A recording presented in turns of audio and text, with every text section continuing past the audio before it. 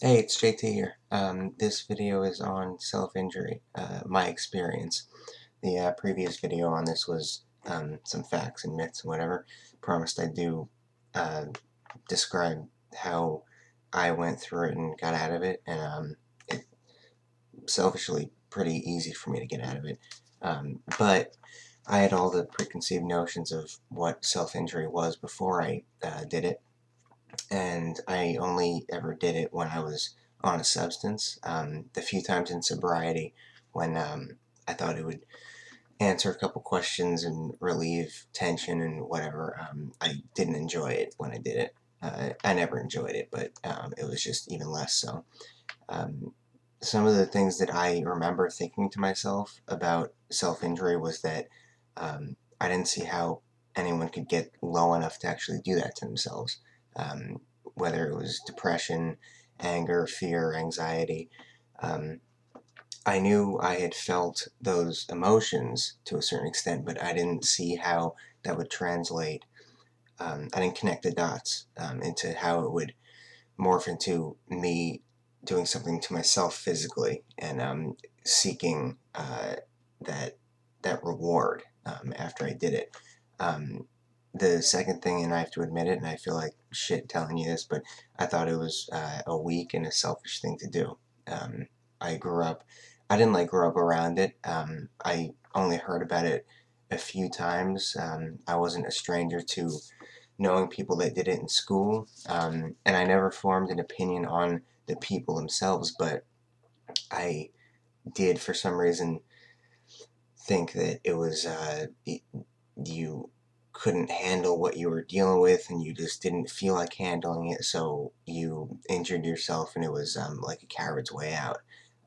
I also thought that it was something that only females did, and I came to realize through my experience and many people that I've talked to, um, men do it. You don't have to be female to do it. So, I was delusional on many fronts until I actually tried it myself.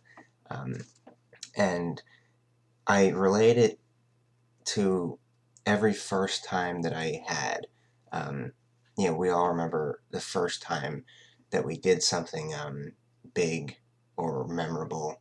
It always gets stored in the back of your mind, and unfortunately, this is one of those things that I won't ever forget. The first time I did it, I can, it's a very clear mental image of what I did, why I did, how I did it.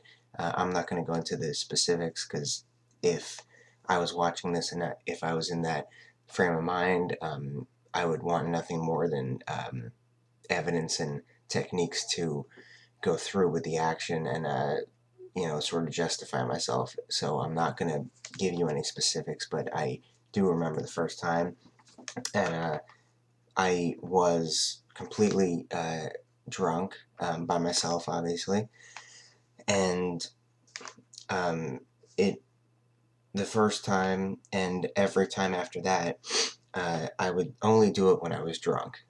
When I was on a substance, I was not completely well, I'm never completely in my right mind when I'm on any substance, but if I was like on an inhalant, I never touched an instrument because I would always hallucinate and black out and wind up paranoid on the inhalant, and I didn't know what I'd do.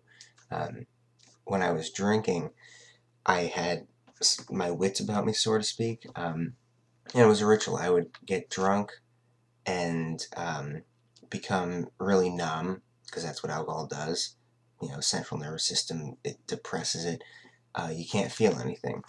And I thought that the fact that I couldn't feel anything when I was drunk meant that I was like dead mentally.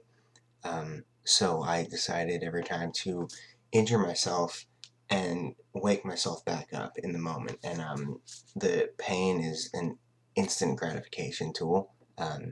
I you recognize it immediately, and that's why I hurt myself. Was I was drunk, numb, physically and mentally, and I was also in pain because I never really got drunk and enjoyed myself.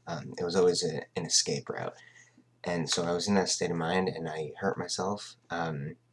usually more than once in every stint.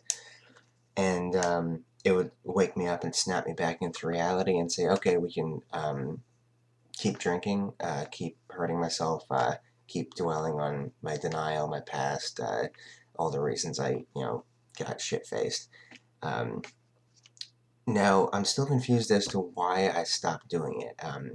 It went hand in hand with me and drinking, so I think the obvious answer is when I got sober, I didn't feel the need to wake myself up. It was a very physical reaction. I felt drunk and numb, and I hurt myself to wake up and become more coherent, and to mask everything and put the feelings back into place. But um, I think it's because I got sober. I didn't feel the need to have that escape route. Like I said, there have been less than a handful of times in sobriety that I did, to a very small extent, injure myself, and I didn't want to carry through with it. I didn't think about it again. I've thought about it. I'm lying about that. I've thought about it, but it's never like a driving force. It's not like a trigger for me to do it anymore, which I'm grateful for. Um, and so, that's some of my basic experience with self-injury. I didn't give you any specifics because mostly I don't um, need to get too in-depth in my memories about it.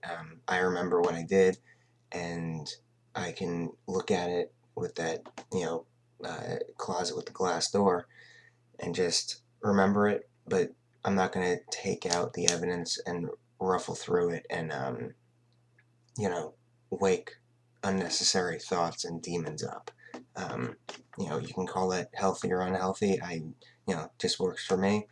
Um, I'm no way denying it because I'm pretty obvious and public about my experience with it at this point with everyone. So, my experience, here you go. And like I pretty sure I said in the first video, there is help. You can stop. Um, Short term, it's gratifying. Long term is I still have the scars, and it's a pain in the ass when I want to like wear a short sleeve shirt, or shorts and that kind of shit. It's a pain in the ass. I always have to be conscious the scars are going away, but it's taking way too long. Um, so hope that helps someone. And you can give feedback. I've had a lot of support from people on Facebook about um, their appreciation for me coming out with this kind of stuff, and I appreciate that. That's why I did the second video, and I hope it helps and maybe answers a few more questions. I'm not sure, and so have a good rest of the day and be healthy.